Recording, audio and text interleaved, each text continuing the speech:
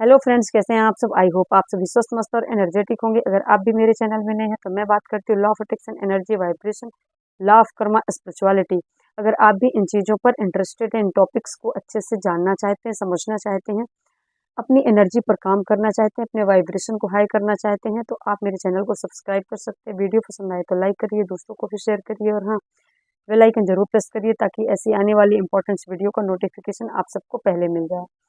तो मैं जो बुक सीरीज़ कंटिन्यू कर रही हूँ, उसमें मैं जो बुक कवर करवा रही हूँ, उस बुक का नाम है यू आर द प्लेसिबो। और जहाँ तक you are the placebo book है, जो जिनके राइटर डॉक्टर जो डिस्पेंजा हैं, तो मुझे लगता है इस बुक को हर इंसान को, हर व्यक्ति को पढ़ना चाहिए, क्योंकि ये इतनी अमेजिंग बुक है, अद्भुत बुक है कि जिसको पढ़कर आप अपने माइंड और बॉडी का जो कनेक्शन है, और कैसे हमारे शरीर में जितनी भी हेल्थ इश्यूज हो रहे हैं और अपने लाइफ से रिलेटेड जितनी भी इश्यूज हो रहे हैं, तो आप उनको अपने ही सेल्फ हीलिंग से ठीक कर सकते हैं। आप खुद के प्लेसिबो बन सकते हैं। तो चलिए इस टॉपिक को मैं आगे कंटिन्यू करती हूँ और आज स्टार्ट करती हूँ चैप्टर 4। आज का जो चैप्टर 4 है, जो मैंने अभी नेक्स्ट जितने भी वीडियो मैंने कवर करवाया है, उसमें मैंने 3 चैप्टर को ऑलरेडी कवर करवा दिया है। अगर अभी तक आप लोगों ने नहीं देखा है तो आप मेरी पिछली वीडियो को, प्लेलिस्ट बनी हुई है, तो आप जाकर एक एक करके देख सकते हैं। आज का जो चैप्टर है वो है शरीर पर प्लेसिबो का प्रभाव, जो हम थर्ड चैप्टर अभी हम ख़त्म किए हैं। तो मेरी जो पिछली वीडियो थी वो थी हमारे मस्तिष्क पर, हमारे ब्रेन पर कैसे प्लेसिबो का इफेक्ट पड़ता है। लेकिन आज का जो चैप्टर है, 4 चैप्टर, उसमें हम जानेंगे, समझेंगे कि शरीर पर प्लेसिबो का क्या प्रभाव पड़ता है। नेक्स्ट वीडियो में हम थर्ड चैप्टर में क्या जाना, क्या समझा कि कैसे प्लेसिबो का जो इफेक्ट है वो हमारे मस्तिष्क पर पड़ता है। और आज हम जानेंगे और समझेंगे कि शरीर पर प्लेसिबो का क्या इफेक्ट पड़ता है। तो इसमें डॉक्टर जो डिस्पेंजा एक स्टोरी से, एक रियल स्टोरी को शेयर करते हैं, और इसमें लिखते हैं कि ये जो स्टोरी है ना, ये वर्ष 1981 की है। ये रियल स्टोरी है। ये वर्ष 1981 की है, जब 17 और 18 वर्ष की आयु, यानी 70 से 80 वर्ष के आयु के 8 व्यक्तियों में एक परीक्षण किया गया, एक रिसर्च किया गया। तो उन अध्ययनों से एक साइकोलॉजिस्ट से, जिनका नाम था एलन लॉन्गर, उन्होंने रिसर्च किया। ये हार्वर्ड के साइकोलॉजिस्ट थे। उन्होंने पाया कि 70 से 80 वर्ष के आयु के जो व्यक्ति थे, वो 8 व्यक्तियों को कुछ गाड़ियों में सवार करवा करके वो सवार होकर कहाँ गए, न्यू हैम्पशायर के एक मठ के लिए रवाना हुए। मतलब एक मठ में गए, और वे लोग एक 5 दिवसीय रिट्रीट में भाग लेने जा रहे थे, जहां उन्हें ये दिखावा करने के लिए बोला गया था कि आपको अपने आप को ये दिखावा करना है उधर जाकर, कि मानो कि वे फिर से जवान हो गए हों, या कम से कम अपनी वर्तमान आयु से 22 वर्ष कम हो गए हों। मतलब उनसे बोला गया, 8 जो बूढ़े व्यक्ति थे जिनकी एज लगभग 70 से 80 वर्ष थी, और जो डंडी के सहारा से चल रहे थे, तो छड़ी की सहारा से चल रहे थे, डंडी के सहारा से चल रहे थे। तो उनको ये बोला गया कि आपको सिर्फ अपने आप को दिखावा करना है कि आप जवान हो, और आपकी जो उम्र है, जो आयु है, अपनी वर्तमान उम्र की लगभग 22 वर्ष कम है। तो वो अपने आप को, लगभग उनको बताया गया था कि आपको ऐसा ही सोचना है, ऐसा ही महसूस करना है, और ऐसा ही दिखावा भी करना है कि आप अपनी रियल उम्र से, वर्तमान उम्र से आप 22 वर्ष छोटे हो। जब आप 22 वर्ष छोटे थे, लगभग अगर 70-80 वर्ष के हो, तो आप 22 वर्ष जब आप कम थे अपनी वर्तमान एज से, तब आप कैसे यंग दिखते थे, कैसे फील अपने आप को महसूस कर रहे थे, आपको बस वैसे ही दिखावा करना है। तो वो जो हार्वर्ड के साइकोलॉजिस्ट थे, जिनका नाम एलन लॉन्गर था, उन्होंने यह अध्ययन किया, जो अगले सप्ताह अपने साथ एक और दल को ले गए, जिसमें 8 वृद्ध शामिल थे। दूसरा दल नियंत्रित था, यानी कि दूसरे दल को कंट्रोल किया गया था, कि उनसे कहा गया था कि वो स्वयं को 22 वर्ष छोटा मानेंगे, पर यह दिखावा नहीं करेंगे कि वे अपनी वर्तमान आयु के नहीं हैं। मतलब एक ग्रुप बनाया गया था जिसमें 8 व्यक्ति थे और एक दूसरा ग्रुप भी लेकर गए थे, उसमें भी 8 व्यक्ति थे बूढ़े, जिनकी एज लगभग वही 70-80 के एज के थे।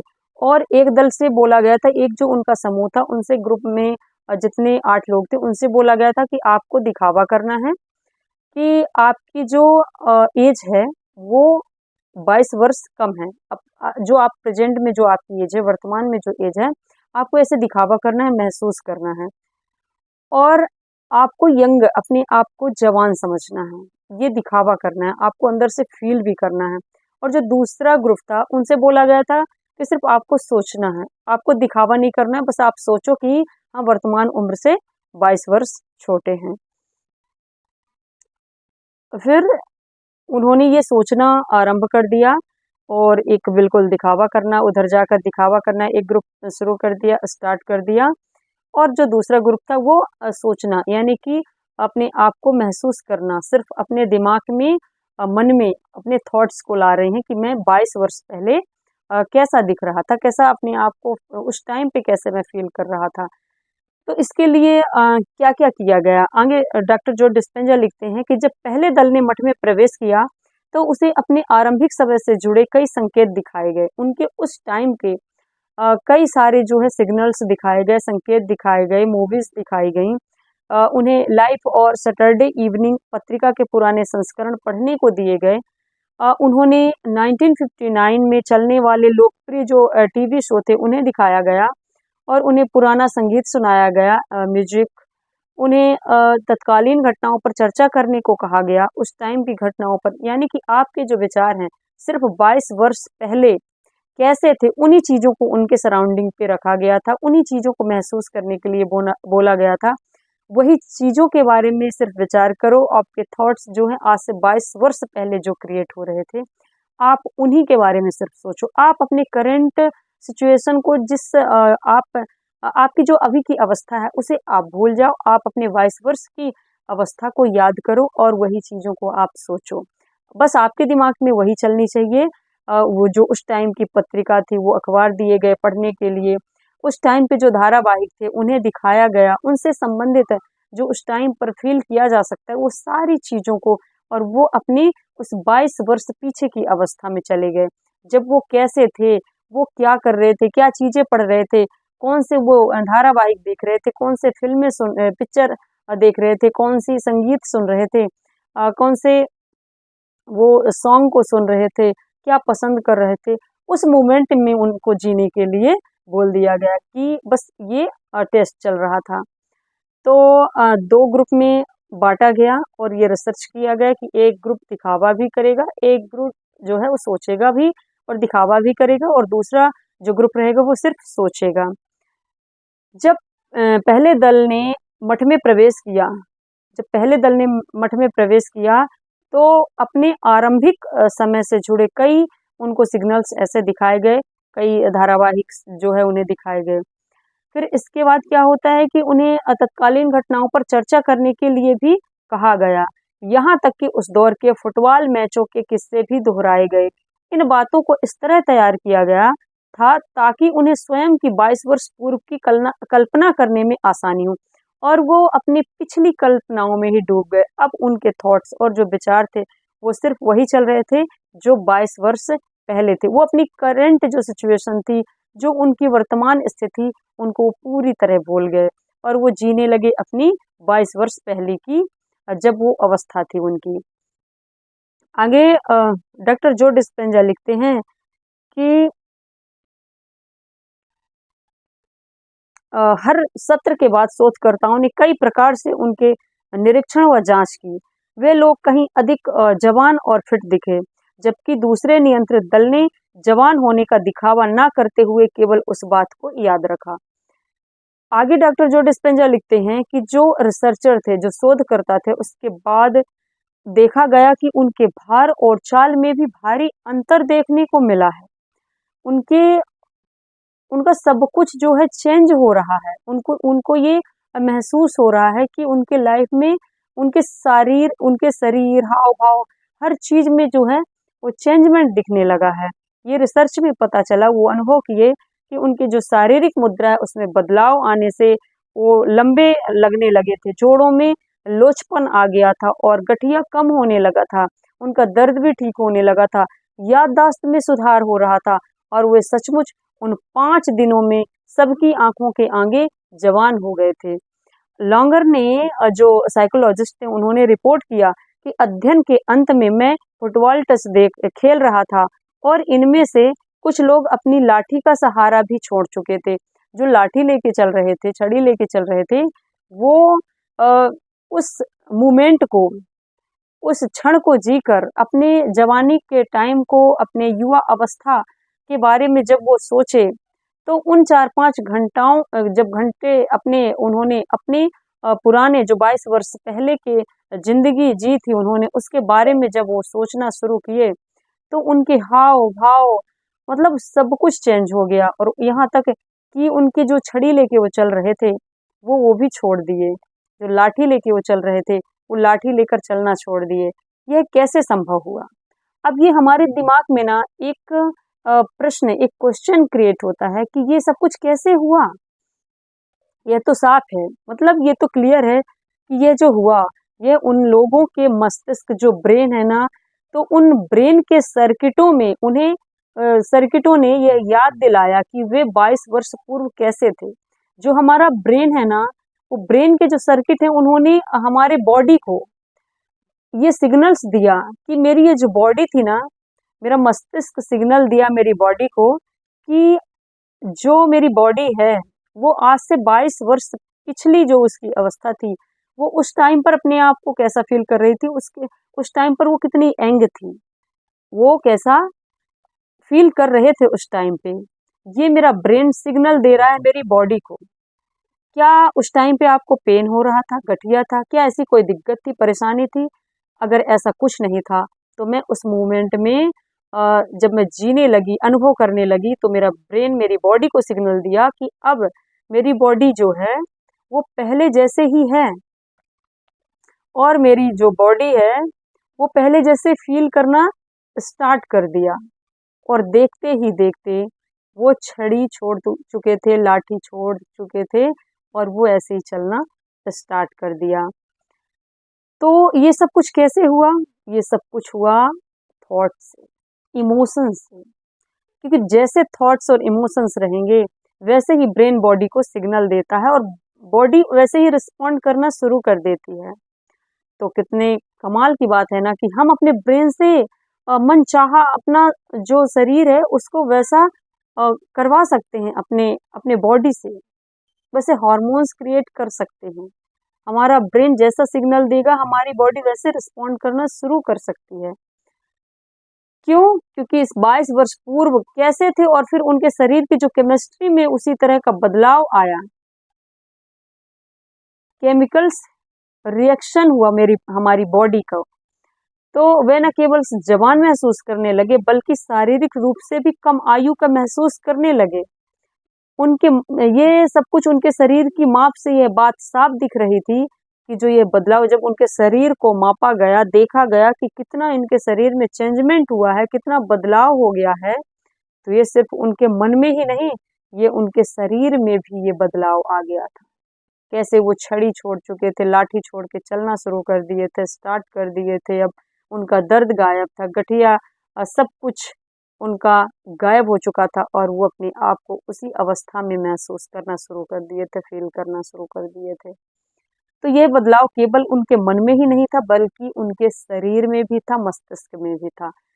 और मस्तिष्क जब हमारे अंदर, जब हमारा ब्रेन हमारी बॉडी को सिग्नल दिया कि मेरी बॉडी अब पहले जैसे, जैसे मेरी यंग अवस्था में थी, अब मैं वैसा सिग्नल दे रहा हूँ कि अब मेरी बॉडी वैसे ही अपने आप को फील कर रही है, तो मेरी बॉडी अपने आप को वैसा ही फील करना स्टार्ट कर दिया।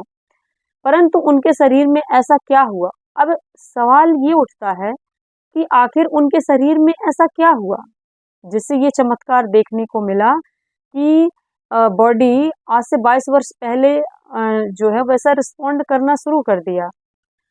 तो ये क्वेश्चन बनता है कि आखिर उनके शरीर में ऐसा क्या हुआ होगा जिसके कारण ऐसे शारीरिक बदलाव दिखाई दिए। डॉक्टर जो डिस्पेंजा आगे लिखते हैं कि इसका उत्तर है कि उनके जीन्स में बदलाव, उनके जीन्स में बदलाव की वजह से ये शरीर में चेंजेस दिखना शुरू हुए। हालांकि यह जीन्स को बदलना इतना आसान नहीं होता है कि हम इतने जल्दी अपने जीन्स को बदल दें, ये मुश्किल होता है। ऐसे ही कभी भी हम अपने जीन्स को बदल नहीं सकते हैं। तो डॉक्टर जो डिस्पेंजा लिखते हैं कि ये सब कुछ परिवर्तन किससे आया? अपने जीन्स में। जब उनके जीन्स में बदलाव आया तो उन्हें ये बॉडी उनके रिस्पॉन्ड करना स्टार्ट किया। अब आगे डॉक्टर जो डिस्पेंजा लिखते हैं कि जितना आप सोचते हैं आसानी से नहीं बदलता, मतलब कि आप जितना सोच रहे हैं ये इजी है तो ये इतना इजी नहीं है। तो अब थोड़ा सा हम ये जानें, इससे थोड़ा हटकर अब हम ये जानें कि आखिर ये जीन्स क्या होता है, जिसको बदल कर, जिसमें अगर बदलाव आ जाए तो उससे हमारी बॉडी में भी चेंजमेंट आ सकता है, बदलाव आ सकता है। अब डीएनए का जो है वो आप सीक्रेट देखिए कि डीएनए कैसे वर्क करता है। तो आप इमेजिन करिए, कल्पना करिए कि आप एक गोल घुमावदार सीढ़ी क्या कर रहे हैं, देख रहे हैं। एक सीढ़ी है जिसको आप देखिए, इसको एक डायग्राम में, ऐसे डायग्राम में देख सकते हैं। इस डायग्राम के द्वारा आपको समझ आएगा कि कैसे हम एक कल्पना कर सकते हैं डीएनए के बारे में। तो आप एक कल्पना करें कि आप एक गोल सीढ़ी लिए हुए हैं, सीढ़ी को देख रहे हैं जो कि क्या है, घुमावदार है, मतलब कि गोल है। तो आप उस सीढ़ी को देख रहे हैं और उसमें आप क्या करेंगे, एक डीएनए की कल्पना करेंगे। यह हमारे शरीर की हर जीवित कोशिका में पाया जाता है। जो डीएनए है वो हमारे बॉडी के, हमारे शरीर के हर जीवित कोशिका में डीएनए पाया जाता है। यह हमारे शरीर की हर जीवित कोशिका में भी पाया जाता है और डीएनए में ऐसी जानकारी या निर्देश होते हैं जो बताते हैं कि हम कौन हैं और क्या हैं।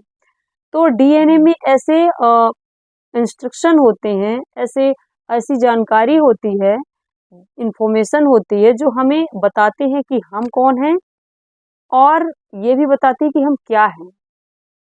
तो एक्चुअल में जो डीएनए है, डीएनए क्या है? डीएनए जो हमें ये टेस्ट करने के बाद पता चले कि हम कौन हैं और क्या है। डीएनए हमारे अंदर जो जानकारी होती है, डीएनए के अंदर जो इंस्ट्रक्शन होते हैं उसको रीड करके ये पता लगाया जा सकता है कि हम कौन हैं और क्या हैं। आधे डीएनए में न्यूक्लिक एसिड पाए जाते हैं जिन्हें बेस पेयर कहते हैं और इनकी जो संख्या है वो प्रति के लगभग होती है। तो डीएनए क्या होते हैं? डीएनए होते हैं कि जिनके अंदर जो इंफॉर्मेशन होता है, जो जानकारी होती है, तो वो निर्देश हमें बताते हैं कि हम कौन हैं और क्या हैं। और यदि डीएनए के आधे भाग में न्यूक्लिक एसिड होता है, ये न्यूक्लिक एसिड उसमें पाए जाते हैं जिन्हें बेस पेयर्स कहते हैं और इनकी संख्या प्रति कोशिका 3 बिलियन के लगभग होती है और इन एसिड की लंबी एक श्रृंखला होती है जिसे हम जीन्स कहते हैं। तो जीन्स है क्या? जीन्स एक न्यूक्लिक एसिड जिसमें 3 बिलियन से, मतलब एक जो डीएनए होता है, डीएनए के जो आधे भाग में उसमें होता है न्यूक्लिक एसिड और ऐसे न्यूक्लिक एक कोशिका में कम से कम कितने न्यूक्लिक एसिड होते हैं? लगभग 3 बिलियन, लगभग 3 बिलियन न्यूक्लिक एसिड होते हैं और इनकी एक लंबी श्रृंखला होती है और इन एसिड की इस लंबी श्रृंखला को हम जीन्स कहते हैं। तो आप लोगों को समझ आ गया होगा कि जीन्स क्या है। जीन्स डीएनए के आधे भाग में न्यूक्लिक एसिड होता है। जो डीएनए होता है, डीएनए की जो इंफॉर्मेशन होती है, जो निर्देश होते हैं, वो बताते हैं कि हम कौन हैं, क्या हैं। और वही डीएनए के आधे भाग में न्यूक्लिक एसिड होता है। वह जो न्यूक्लिक एसिड होता है उसे हम उसमें एक कोशिका के अंदर लगभग 3 बिलियन के लगभग क्या होती है, कोशिका के अंदर ये इनकी संख्या होती है, और जिन्हें हम क्या कहते हैं, बेस पेयर्स कहते हैं। और इन एसिड की जो लंबी श्रृंखला होती है उसी को हम जीन्स कहते हैं। तो जीन्स वास्तव में जीन्स की एक अनूठी क्या होती है, संरचना होती है। अगर आप केवल एक कोशिका के न्यूक्लिक से, अगर आप केवल एक कोशिका के न्यूक्लियस से डीएनए निकालकर एक से दूसरे छोर तक फैला दें, अगर आप एक कोशिका के न्यूक्लियस से अगर एक डीएनए निकाल लें और निकाल करके एक से दूसरे छोर तक फैला दें तो यह लगभग 6 फीट लंबा होगा। और अगर आप सोचिए कि अगर एक कोशिका के डीएनए से निकाल दिया जाए, न्यूक्लियस से अगर एक कोशिका के न्यूक्लियस से डीएनए को निकाल दिया जाए और एक छोर से दूसरे छोर तक यानी कि उसको मापा जाए तो उसकी जो लंबाई होगी लगभग 6 फीट होगी। तो सोचिए कि अगर पूरे शरीर से डीएनए निकाला जाए तो उसकी लंबाई कितनी होगी। तो जो इसकी लंबाई होगी डीएनए की वो होगी, डीएनए निकाल कर फैला दे तो लगभग 150 बार सूरज से धरती का चक्कर बना सकता है। डॉक्टर जो डिस्पेंजा लिखते हैं कि अगर एक कोशिका के डीएनए अगर निकाल दिया जाए तो 6 फीट उसकी लंबाई होती है लगभग। और इस 6 फीट लंबाई अगर एक कोशिका के डीएनए की होती है तो सोचिए अगर हम पूरे शरीर का डीएनए निकालें तो निकाल कर फैला दे तो यह 150 बार यानी कि 150 बार सूरज से धरती का चक्कर बना सकता है। परंतु यदि आप ग्रह के सभी 7 बिलियन लोगों का डीएनए एक साथ मिला दें तो यह अंतरिक्ष में एक चावल के दाने की तरह सिमट जाएगा। हमारा डीएनए अपने भीतर छिपे जो निर्देश होते हैं, जो इंस्ट्रक्शन होते हैं, उनके बदले पर प्रोटीन बनाता है। तो हमारा जो डीएनए है वो क्या करता है, अपने भीतर छिपे निर्देशों के बदले में प्रोटीन बनाता है। प्रोटीन शब्द ग्रीक शब्द है और वो कौन सा शब्द है, ग्रीक शब्द प्रोटास है, जिसका अर्थ है बहुत महत्वपूर्ण। प्रोटीन हमारे शरीर में एक कच्चा माल है और जो प्रोटीन होता है वो हमारे शरीर का एक ऐसे रॉ मटेरियल होता है जिनसे हमारा शरीर हमारी शारीरिक संरचना बनाता है। मतलब प्रोटीन की सहायता से ही हमारा जो शरीर होता है वो हमारी शारीरिक संरचना का निर्माण करता जाता है। यही हमारी शरीर रचना के अनेक जटिल कार्य भी संपादित करते हैं। तो प्रोटीन हमारे शरीर में एक कच्चा जो है माल की तरह काम करता है, जो हमारे शरीर की शारीरिक संरचना का निर्माण करने में मदद करता है। यह हमारी शरीर रचना के अनेक जो कठिन कार्य होते हैं उनको भी वो संपादित करता है, कंप्लीट करता है। हमारे शरीर जो है प्रोटीन बनाने वाली मशीन है। तो हमारा जो शरीर होता है वो वो प्रोटीन को बनाने वाली एक क्या होती है, मशीन होती है। क्योंकि शरीर ही हमारा जो होता है वो क्या करता है, प्रोटीन का निर्माण करता है। मांसपेशियों की कोशिका एक्टिन और मायोसिन बनाती है। तो ऐसे जो कोशिका होती है, जो मांसपेशियों की कोशिका होती है वो एक्टिन और मायोसिन बनाती है। त्वचा की मांसपेशी जो होती है, जो हमारे त्वचा की मांसपेशी है वो कोलोजन और इलास्टिन बनाती है।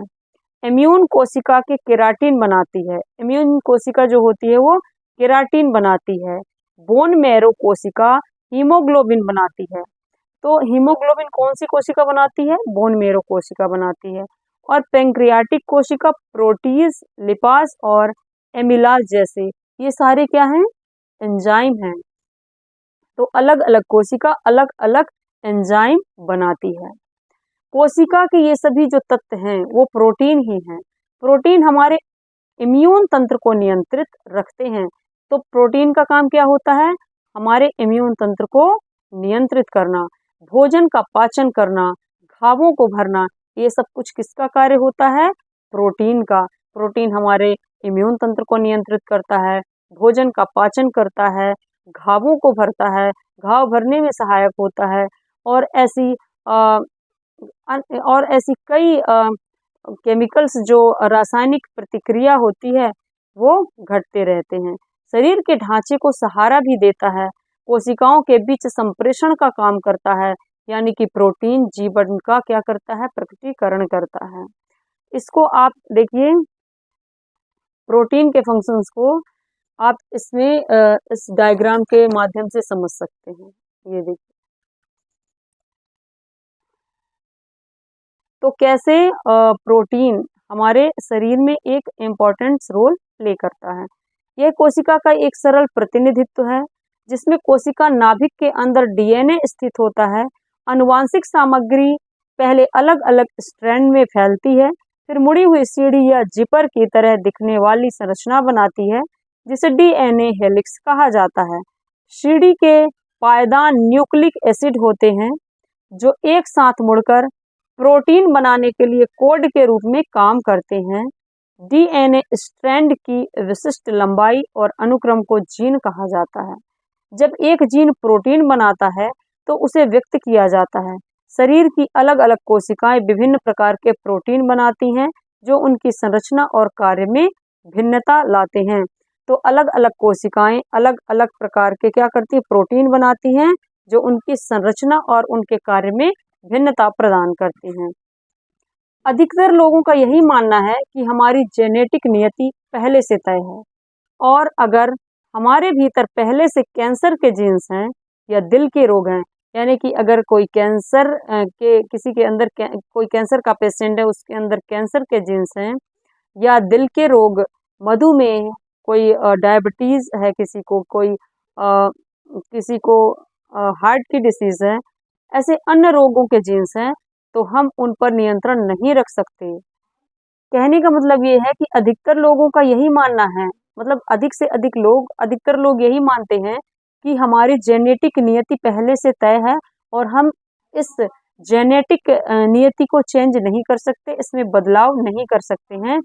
हम ये अच्छे से बिलीव करते हैं, ये हम मानते हैं और मानते चले आए हैं कि हमारे भीतर जो पहले से कैंसर के जीन्स हैं या दिल के रोग हैं, मधुमेह या अन्य रोगों के जीन्स हैं, तो हम उन पर नियंत्रण नहीं रख सकते हैं। जिस तरह अपनी आंखों के रंग या नाक के आकार पर हमारा वश नहीं है, न्यूज़ मीडिया में भी यही बताया जाता है कि किसी निश्चित जीन्स से यह अवस्था अथवा रोग पाया जाता है। उन्होंने हमें यह मानने के लिए प्रोग्राम कर दिया है कि हम अपनी जैविक संरचना के शिकार हैं और हमारे जीन्स का हमारी सेहत, कल्याण और व्यक्तित्व पर गहरा प्रभाव होता है। यही जीन्स ही हमारे मानवीय मामलों, अंतः परस्पर संबंधों को प्रभावित करते हुए भविष्य पर भी असर डालते हैं। तो जितने भी इम्पैक्ट देखने को मिलते हैं वो सब कुछ किसकी वजह से होता है, और जीन्स की वजह से होता है। जैसे ही जिस टाइप का जीन्स में बदलाव होता है, उस टाइप की हमारी बॉडी रिस्पॉन्ड करना शुरू करती है। ये सभी विश्वास पुरानी खबरों पर आधारित है। पहले तो आपको बता दें कि डिस्लेक्सिया के लिए कोई जीन्स नहीं होते। प्रत्येक स्वास्थ्य दशा के लिए कोई अलग जीन्स नहीं पाए जाते। ग्रह पर 5% से भी कम लोग जेनेटिक दबावों के साथ पाए जाते हैं, जैसे कि डाउन सिंड्रोम हो गया, सिकल सेल एनीमिया, ये सब क्या है, ये जेनेटिक डिसीज होते हैं। और बाकी अन्य 95% लोग अपनी जीवन शैली और व्यवहार के कारण इन रोगों के शिकार होते हैं। तो डॉक्टर जो डिस्पेंजा इसमें क्या बात करते हैं कि लगभग 5% जो डिसीजेस हैं वही केवल अनुवांशिक तौर पर होती है, यानी जेनेटिक दशाओं पर होती हैं। बाकी जो 95 डिसीज हैं वो क्या होती हैं, हमारे जीवन शैली से जुड़ी होती हैं और हमारे व्यवहार पर डिपेंड करती हैं, उनके कारण से ये डिसीजेस होती हैं। तो ये जो हमारे 90% डिसीजेस होती हैं वो हमारे दिनचर्या पर डिपेंड करती हैं, हमारी जीवन शैली पर डिपेंड करती हैं और हमारे व्यवहार, हमारे इमोशंस पर डिपेंड करती हैं। तो आगे डॉक्टर जो डिस्पेंजा लिखते हैं कि हमारे जीन्स कोई अंडे नहीं हैं जो एक दिन अवश्य फूटेंगे, ये इस तरह काम नहीं करते। प्रश्न यह है कि हमारे पास जो जीन्स हैं वे अब तक सामने आए हैं या नहीं, यह हम ऐसा क्या कर रहे हैं जो उस जीन्स को चालू या बंद होने का संकेत दे सकता है। जब वैज्ञानिकों ने मानव जीनोम का पता लगाया तो जीन्स के बारे में हमारा नजरिया बदला। 1990 में शोधकर्ताओं का अनुमान था कि हमने 1,40,000 जीन्स का पता लगा लिया है। मानव जीनोम की मैपिंग करने वाले वैज्ञानिकों को लगा कि वे प्रति प्रोटीन एक जीन का पता करेंगे, परंतु परियोजना के अंत तक 2003 में उन्हें पता चला कि मनुष्यों के 23,668 जीन्स थे। वाटसन के सेंट्रल डोग्मा के अनुसार जीन्स के पास ही वह सारी सूचना और जानकारी जमा है जो शरीर को इतनी तरह के प्रोटीन बनाने या जीवन को बनाए रखने के लिए चाहिए। तो जीन्स के पास ही वो सारी सूचनाएं होती हैं, सारी जानकारी होती हैं, जो जानकारी जीन्स पर जमा रहती हैं, जो शरीर को सभी तरह के इतने कई प्रकार के प्रोटीन्स को बनाने में और जीवन को बनाए रखने के लिए क्या होती हैं, चाहिए होती है। अब आगे का टॉपिक है आपके जीन्स की जीनियस। आपके जीन्स की जीनियस, इस प्रश्न के उत्तर ने एक नए ही विचार का जन्म दिया है। विचार यह आया कि जीन्स को आपस में मिलकर काम करना चाहिए ताकि उनमें से कई कोशिका के भीतर चालू हो सकें या बंद हो सकें। कुछ जीन्स का मेल ही ऐसे प्रोटीन बनाता है जिन पर हमारा जीवन निर्भर करता है। आपको क्रिसमस ट्री पर लगी बत्तियों के बारे में पता होगा। आप जब क्रिसमस ट्री देखते हैं उसमें जो बत्तियां लगी होती हैं, बल्ब लगे होते हैं, तो उन जलती और बुझती आप बल्बों को देखते होंगे कि वो कैसे वर्क करती हैं। तो डॉक्टर जो डिस्पेंजा उसका एग्जाम्पल देकर बताते हैं कि आपको क्रिसमस ट्री पर लगी बत्तियों के बारे में पता होगा कि वे जिस तरह जलती हैं और बुझती हैं, उसी तरह ये चालू और बंद होते हैं। जैसा क्रिसमस ट्री की बत्तियां जलती बुझती रहती हैं, उसी तरह ये चालू होता है और बंद होता है। हालांकि यह सच यूं ही नहीं हो जाता। सारा जीनोम या डीएनए जानता है कि दूसरा भाग क्या कर रहा है, इसलिए इनके बीच आपस में एक तारतम्यता रहता है, एक सामंजस्य रहता है। इस तरह ये स्पष्ट है कि कोशिका के बाहरी परिवेश के बल पर किसी जीन्स को सक्रिय या निष्क्रिय कर सकते हैं। जीन्स को उनके उत्प्रेरकों के आधार पर वर्गीकृत कर सकते हैं। एग्जाम्पल के लिए, जब हम कोई नया अनुभव, कोई नई जानकारी या जब हम अपने शरीर को हील कर रहे होते हैं, जब हम नया फील कर रहे होते हैं, कुछ नई चीज़ एक्सपीरियंस कर रहे होते हैं, कोई नई जानकारी या कोई नई इन्फॉर्मेशंस प्राप्त कर रहे होते हैं या अपने आप को हील कर रहे होते हैं, नव अनुभव जनित जीन्स सक्रिय होते हैं। इस सिचुएशन में जो हमारे नए नए जितने भी विचार होते हैं, इससे नए जीन्स क्या होते हैं, एक्टिव होते हैं, और यही प्रोटीन सिंथेसिस के साथ रासायनिक संदेशवाहक भेजकर स्टेम सेल को निर्देश देते हैं कि आरोग्य पाने के लिए किस तरह की कोशिका की आवश्यकता होती है, यानी कि हीलिंग के लिए किस तरह की कोशिका चाहिए, किस तरह की कोशिकाओं की आवश्यकता होगी। उच्च भावनात्मक आवेग, तनाव या सजगता के विविध स्तरों के बीच व्यवहार की अवस्था पर निर्भर जीन्स सक्रिय होते हैं। जब उच्च भावात्मक आवेग होता है, तनाव होता है, सजगता के विविध स्तर होते हैं, तो उनके बीच व्यवहार की अवस्था पर जो है उसी तरह के जीन्स जो है वो सक्रिय होते हैं, एक्टिव होते हैं। वे हमारे विचारों और शरीर के बीच एक कड़ी बनाते हैं। इस तरह वे मन और शरीर का संपर्क है।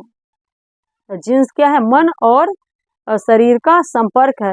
ये जीन्स समझ विकसित करते हैं, हमारी अंडरस्टैंडिंग को ये जीन्स ही विकसित करते हैं, डेवलप करते हैं कि हम मन और शरीर से जुड़ी सेहत को कैसे प्रभावित कर सकते हैं। तो ये जीन्स ही हमको क्या करते हैं, हमारे अंदर की अंडरस्टैंडिंग को डेवलप करते हैं कि कैसे हमारा मन और शरीर से जो जुड़ी सेहत है उसको कैसे प्रभावित कर सकते हैं। अब वैज्ञानिक भी मानते हैं कि हमारे जो जेनेटिक भाव हैं वो भी क्षण प्रतिक्षण बदलते हैं। मतलब क्षण प्रतिक्षण क्या है, बदलते रहते हैं हमारे जेनेटिक भाव। शोध से पता चला है कि हमारे जो विचार हैं वो भावनाओं और गतिविधियों का हमारे शरीर के ठीक होने पर गहरा प्रभाव होता है। मतलब कि अगर हमारा शरीर किसी तरह की बीमारियों के चपेट में है तो ये हमारे भावनाओं का असर होता है, और अगर हम हील हो रहे हैं, ठीक हो रहे हैं, तो ये भी हमारे इमोशंस का और हमारे भाव का ही प्रभाव होता है। जैसा कि मठ वाले व्यक्तियों में पाया गया था, इस प्रकार आपके जीन्स परिवार, दोस्तों, सहकर्मियों, जैसे अभी आपको बताया गया कि कैसे जब उनका अध्ययन किया गया, मठ वाले व्यक्तियों का, जो बूढ़े व्यक्ति थे, उन पर जब रिसर्च किया गया तो कैसे पाया गया कि उनके जो भाव और विचार जैसे थे, उनकी बॉडी वैसे रिस्पॉन्ड करना शुरू कर दी थी। तो जो हमारे जेनेटिक भाव होते हैं ना, वो क्षण प्रतिक्षण बदलते रहते हैं, और ये शोध से पता चला था कि हमारे विचार, भावनाओं और गतिविधियों का हमारे शरीर के ठीक होने पर, हील होने पर गहरा प्रभाव होता है। फिर आगे डॉक्टर जो डिस्पेंजा लिखते हैं कि इस प्रकार आपके जीन्स आपके परिवार, दोस्तों, सहकर्मियों, आध्यात्मिक अभ्यासों, काम संबंधी आदतों और व्यायाम के स्तरों से प्रभावित होते हैं। यानी कि इन सब चीज़ों से जीन्स हमारे जो है परिवार के माहौल से, हमारे कैसे फ्रेंड्स हैं, दोस्त हैं, हम किस वातावरण में रह रहे हैं, किस घर के वातावरण में रह रहे हैं, हमारे दोस्त कैसे हैं, हमारे इमोशंस कैसे हैं, हमारी आध्यात्मिक जो हमारी मान्यता है वो क्या है, और हमारी फीलिंग्स क्या है, हम काम कौन सा करते हैं, इन सब का क्या होता है, हमारी आदतें क्या है, हमारी हैबिट्स क्या हैं, हम व्यायाम कर रहे हैं, हम एक्सरसाइज कर रहे हैं, ये सब कुछ हमारे शरीर को प्रभावित करता है। तो लगभग 19% जो सेल हैं वो परिवेश से मिलने वाले संकेतों के सहयोग में होते हैं, और अगर हमारा अनुभव अच्छी संख्या में जीन्स को सक्रिय करता है तो हमारा स्वभाव पोषण से प्रभावित होता है। तो यानी कि 90% जो सेल हैं वो किससे बनते हैं, परिवेश से बनते हैं, और वही जो सेल होते हैं वो मिलने वाले जो परिवेश से संकेत हैं उनके सहयोग से होते हैं।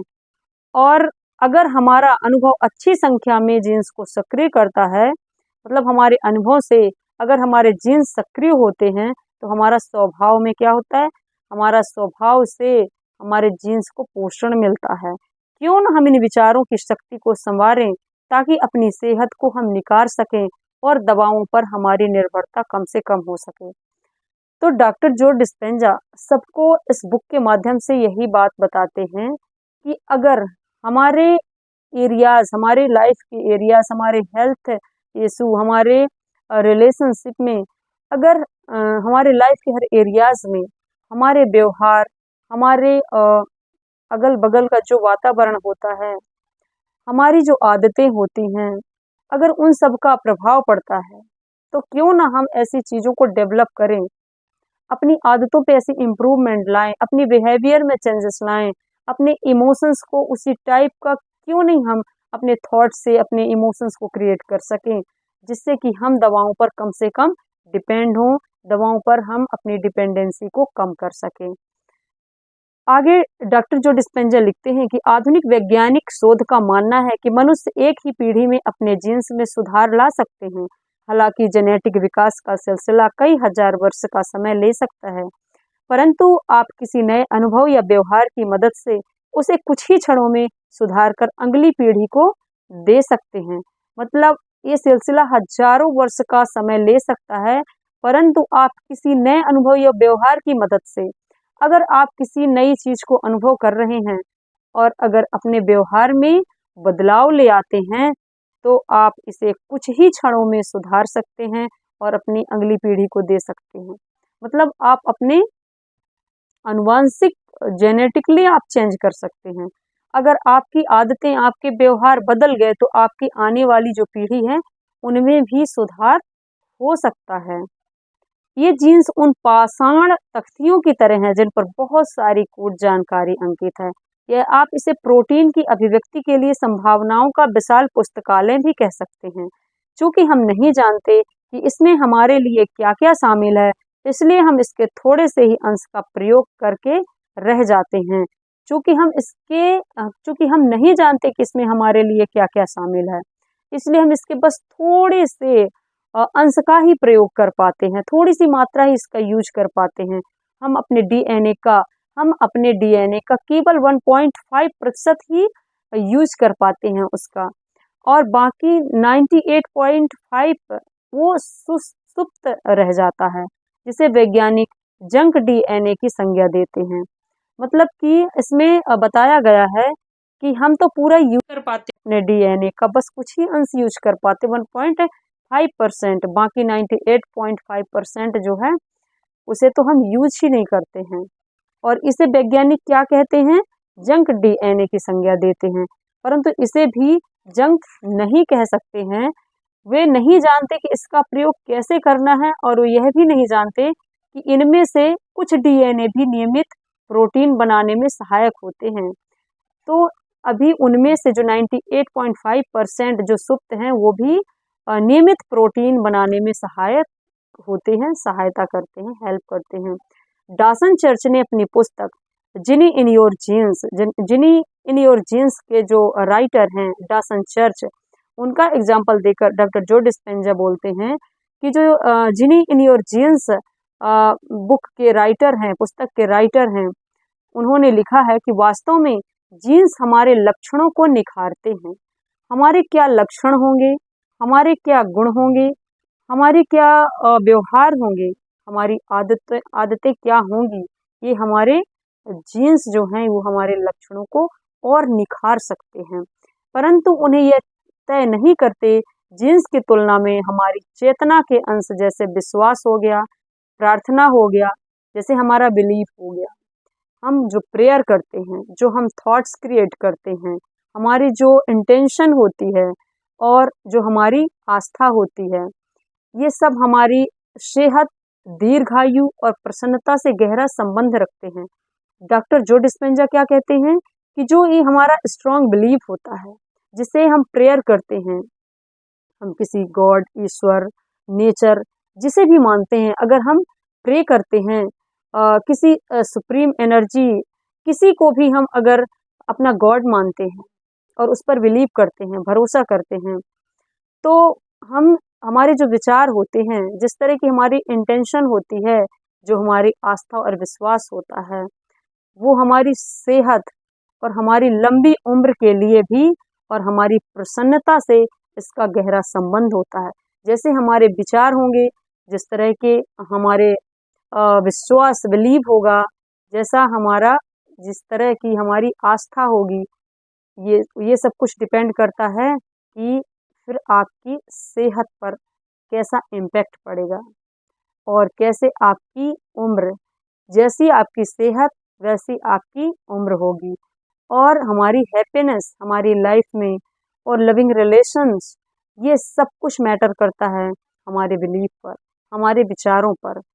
तो लौट कर यही है कि प्लेसीबो का जो प्लेसीबो है, हम स्वयं कैसे प्लेसीबो बन सकते हैं और कैसे प्लेसीबो का हमारी बॉडी पर इम्पैक्ट पड़ता है, उसका प्रभाव पड़ता है। तो जीन्स हमारे शरीर में जो संचित जानकारी है उससे कहीं अधिक है। तो जो फोर्थ यूनिट है, फोर्थ यूनिट में यही बताया गया है कि प्लेसीबो का शरीर पर क्या इफेक्ट पड़ता है, क्या प्रभाव पड़ता है। तो आई होप आपको समझ आया होगा और मैं अच्छे से समझा पाई होंगी इस बुक के माध्यम से कि you are the placebo book, जिसके राइटर डॉक्टर जो डिस्पेंजा हैं। इनकी जो अमेजिंग बुक है, लाइफ चेंजिंग, अगर आपने इस बुक को पढ़ा है या पढ़ने के लिए सोच रहे हैं तो आप ज़रूर इसे पढ़िए। इसे पढ़ेंगे आप तो आप एक अलग ही अनुभव करेंगे। ये लाइफ चेंजिंग है। ये बुक्स जो है, ये हम कितनी चीज़ें मिस कर रहे थे जो हम नहीं जान रहे थे। हमें इस बुक को पढ़कर उन सब चीज़ों के बारे में जब हम जानेंगे तो हमारे माइंड को क्लियरिटी मिलती है कि कैसे हमारा जो माइंड है, जो हमारे विचार हैं, जो हमारा मतलब छोटी से छोटी चीज़ें हमारी लाइफ में कितना इम्पोर्टेंस रोल प्ले करती हैं और उनका कितना प्रभाव होता है। कैसे गुस्सा, विचार, हमारे निगेटिव्स विचार जो होते हैं, वो कैसे हमारी लाइफ को, यहाँ तक कि हमारी उम्र को भी प्रभावित करती है, ये कर सकती है। तो आई होप आज की वीडियो आप लोगों को पसंद आई होगी, अच्छी लगी होगी और इससे आपको नॉलेज मिला होगा। नेक्स्ट वीडियो में जो नेक्स्ट वीडियो का टॉपिक रहेगा वो रहेगा जीन्स एक्सप्रेशन का जीव विज्ञान। तो इसको हम आगे समझेंगे, जीव एक्सप्रेशन का जीव विज्ञान। आगे हम जानेंगे, आज की जो वीडियो थी जिसमें हम 4 चैप्टर कवर कर रहे हैं, आज 4 चैप्टर की फर्स्ट वीडियो है। इसके बाद